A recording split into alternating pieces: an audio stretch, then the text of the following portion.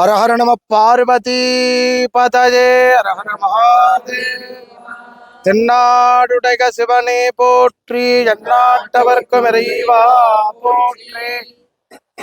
ஏகம்பத்துரையுந்தாய் போற்றி, பாகம் பெண் உருவானாய் போற்றி. ஆரூர் அமர்ந்த அரசே போற்றி, ஸ்ரீரார் திருவையாரா போற்றி போற்றி. காவாய் கனகத் திரளே போற்றி, கையிலை மலையானே போற்றி போற்றி.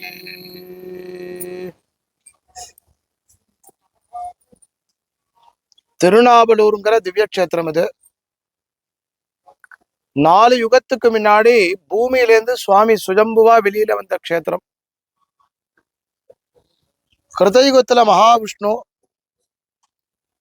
திரேதாயுகத்துல சண்டிகேஸ்வரர், துவாபர யுகத்துல பிரம்மா, கருட பகவான், கலியுகத்துல ஆதார சுந்தரமூர்த்தி சுவாமிகள்.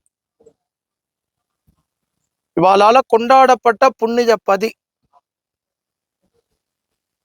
திருநாவலூர் கஷேத்திரம் வரணும் அப்படின்னாலே சுவாமியினுடைய பிரசாதம், சுவாமியினுடைய அனுகிரகம், அது ரெண்டும் ஒன்னாக்கி தந்தாக்க இங்க வரலாம்.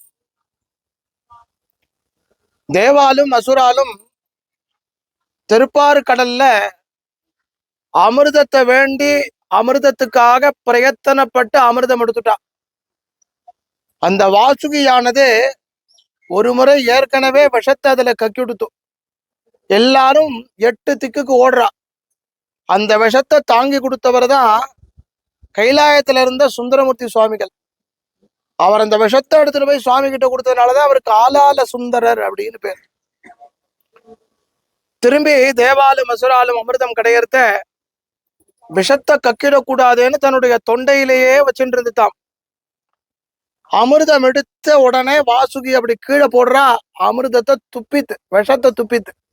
அமிர்தத்தோட சேர்ந்தது தானே. இந்த விஷத்தை வாயிலேருந்து துப்புறது, அது அங்கேருந்து பூமியில வந்து விழுந்த இடம் நாவல் மரமாக, நாவல் காடாக மாறித்து. அதனால இந்த ஊருக்கு நாவலூர்னு பேர். இந்த ஊர்ல விஷம் தீண்டாது யாரையும், பாம்பு கடிக்காது.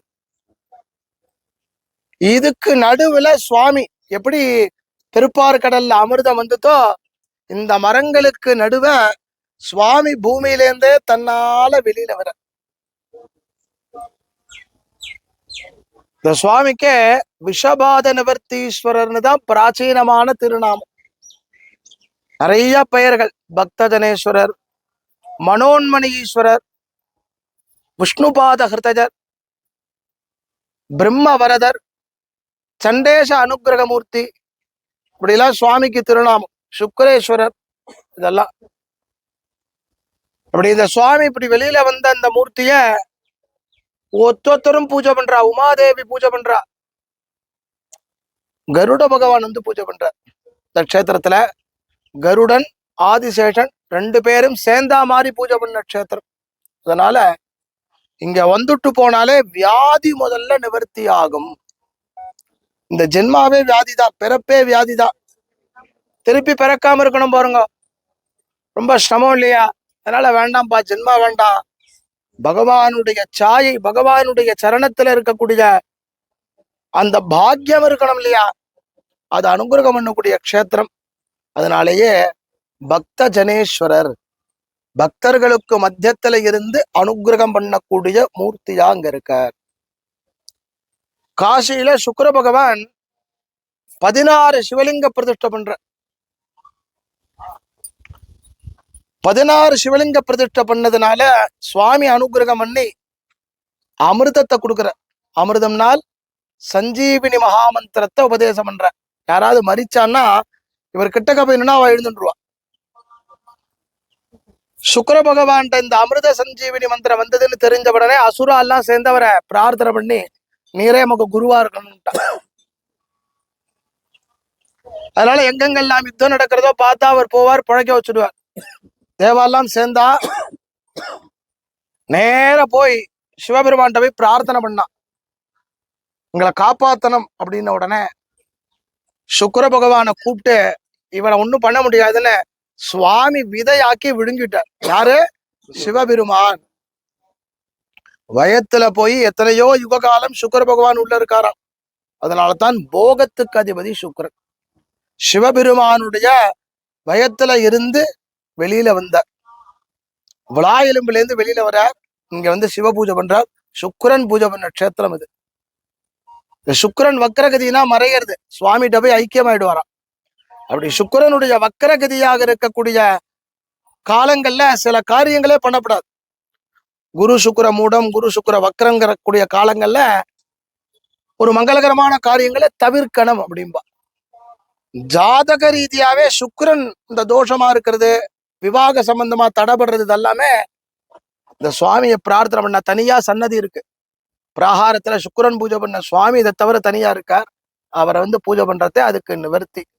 மகாவிஷ்ணு பூஜை பண்ணது எதற்காக அப்படின்னா, ஹிரண்யனை வதம் பண்றதுக்காக இங்க தபஸ் பண்ணி எப்படி நான் வெளியில வரணும்னு சுவாமி கிட்ட இந்த இடத்திலே இருந்து வரத்தை கேட்டு பெற்றார். அதற்கு காரணமா தனிதான் மகாவிஷ்ணுவுக்கு சன்னதி. அம்பாள் இங்க மனோன்மணியா இருக்கா. மனோன்மணிங்கிறது எங்க தெரியுமா? சுவாமியோட சேர்ந்த அம்பாளுக்கு மனோன்மணின்னு பேர். பிரியா விடை அப்படிமோ. சோமாஸ்கந்தரோட சேர்ந்து இருக்கக்கூடிய அம்பாள் மனோன்மணி. அப்படி சேர்த்தியா இருக்கக்கூடிய நிலையில அம்பாள் தபஸ்வினியா இருக்காளாம் இங்க. அதனால மனோன்மணி ரூபமா இந்த இடத்துல அம்பாள் இருந்துட்டு சதா சர்வ காலமும் பூஜை பண்ணிட்டே இருக்காள். சுவாமிய பூஜை பண்ணிட்டே இருக்காளாம் இந்த க்ஷேத்திரத்துல. இங்க இருக்கக்கூடிய தட்சிணாமூர்த்தி ரொம்ப விசேஷமான தட்சிணாமூர்த்தி. ரிஷப வாகனத்துல இருக்கக்கூடிய தட்சிணாமூர்த்தியா அங்க இருக்கார். இதுவோ விஷமுருவி க்ஷேத்திரம் இது. அதனால நாவல் மரம் ஸ்தல விருட்சம். கெடில நதிக்கு இந்த ஊர்ல கருட நதின்னு பேரு. அதனால கருட தீர்த்தம். இந்த ஊர் தான் நமக்கு திருமுறைகள்ல திருப்பாட்டு அமைச்சு தந்த சுந்தரமூர்த்தி சுவாமிகளுடைய ஜென்மஸ்தானம். அவர் அவதாரம் பண்ண மகத்தான புண்ணிய பூமி. அவருடைய சன்னதி இருக்கு பாருங்க. அவர் தரிசனம் பண்ணிட்டு தான் உள்ள போகணும். பெரிய புராணம் முழுக்க முழுக்க முழுக்க முழுக்க சுந்தரமூர்த்தி சுவாமிகளுடைய சரிதத்தோடைய தான் ஆரம்பிச்சு சுந்தரமூர்த்தி சுவாமிகளுடைய கைலாய பிரவேசத்தோட சம்பூர்ணமானது. கைலாயத்துல சிவபெருமானுக்கு பக்கத்துல பஸ்ம பாத்திரம் விபூதி கிண்ணத்தை வச்சுண்டு விபூதி கொடுக்கறதுக்கு இருப்ப. சுந்தரமூர்த்தி சுவாமிகள் யார் அப்படின்னு கேட்டா, ஒரு நாள் சுவாமிய தான் தன்னை அலங்காரம் பண்ணிட்டு கண்ணாடிக்கு முன்னாடி நிக்கிறத, அந்த கண்ணாடியிலே இருந்து வெளிப்பட்ட நிழல் உருவமே அந்த சாஜையே சுந்தரமூர்த்தி சுவாமிகள். ஒரு நாள் கைலாயத்துல அம்பாளுடைய சன்னதியில இருக்கக்கூடிய கமலினி அனிந்திதை இவா ரெண்டு பேரும் தாமர புஷ்பத்தை பறிக்கிறா அம்பாளுக்காக சாத்துறதுக்காக. அதனுடைய எதிர்கரையில இறங்கி ஸ்நானம் பண்ணிட்டு சந்தியாவந்தனம் பண்ணிட்டு படித்துறையில உட்காந்துக்கிறார். கண்ணை திறந்து பாக்குறார். இந்த ரெண்டு பேரை பார்த்தா இவ்வளவு அழகா இருக்கேன்னு தோணிப்படுத்தான். இவ்வளவு அழகா, இப்படி ஒரு பேரழகு உண்டா ஒரு ஒரு நொடி. உடனே தனக்குள்ளேயே சொல்லிக்கிறாராம், இந்த இடத்துல சிவச்சிந்தனை தவிர வெறும் நினைக்கப்படாது. மனசு ஏன் இப்படி நினைக்கிறது? நமக்கே தெரியாது சில சந்தர்ப்பங்கள் நம்மளுடைய நினைப்பு ஏன் இப்படி மனசு நினைக்கிறது, ஏன் இப்படி மனசு நினைக்கிறதுன்னு தனக்குள்ளேயே சொல்லிக்கிறார். பஞ்சாட்சரத்தை சொல்றார். சுவாமி சன்னதிக்கு போறார். சிவபெருமான் கேட்டார், நீ என்ன நினைச்சன்னு. தான் என்ன நினைத்தேனோ அதை அப்படியே முடிந்தாராம். சுந்தரா, அதுக்கு இந்த இடத்துல வேலை கிடையாது, நீ பூமியில போய் ஜனிக்கணும். நான் அப்பொழுது இங்க உன்னை போய் தடுத்தாட்கொள்கிறேன், நீ கவலைப்படாத அப்படின்னு சொல்லி சுவாமி அங்கேருந்து கைலாயத்திலிருந்து பூமியில இந்த ஊர்ல இந்த க்ஷேத்திரத்துல அவதாரம் பண்றார். இந்த ஊர்ல இருக்கக்கூடிய சிவாச்சாரியாருக்கு குழந்தையா பிறந்து இந்த ஊர் ராஜாவினால் எடுத்து வளர்க்கப்பட்டு இதற்கு மேற்கொண்டு போகக்கூடிய ஆலயங்கள்ல சுந்தரமூர்த்தி சுவாமிகளுடைய சரித்தத்தோட எந்த ஊர்ல தடுத்து ஆட்கொள்ள போறாரோ அந்த ஊர்ல திருவெண்ணைநல்லூர்ல இன்னைக்கு நாம அங்க போய் பார்க்க போறோம். அதோட சேர்ந்து இங்கேருந்து ஆரம்பிச்சு அந்த ஊர்ல சுவாமியை பார்த்து சிவபெருமானை பார்த்து பித்தா பிறை சூடி பெருமாளே அருளாளா அப்படிங்கக்கூடிய அந்த திருவாக்கினால தொடங்கப்பட்ட திருமுறையில தேவாரத்தை திருப்பாட்டுன்னு 7ஆம் திருமுறை தான் சுந்தரமூர்த்தி சுவாமிகளுடையது.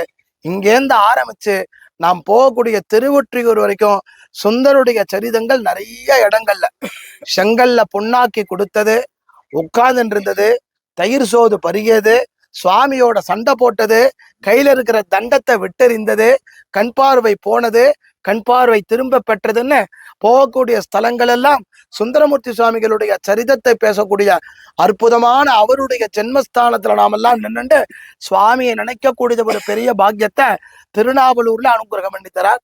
சுவாமியினுடைய பிரசாதம் எல்லாருக்கும் சௌபாகியம். ஹர ஹர நம பார்வதி பதஜே.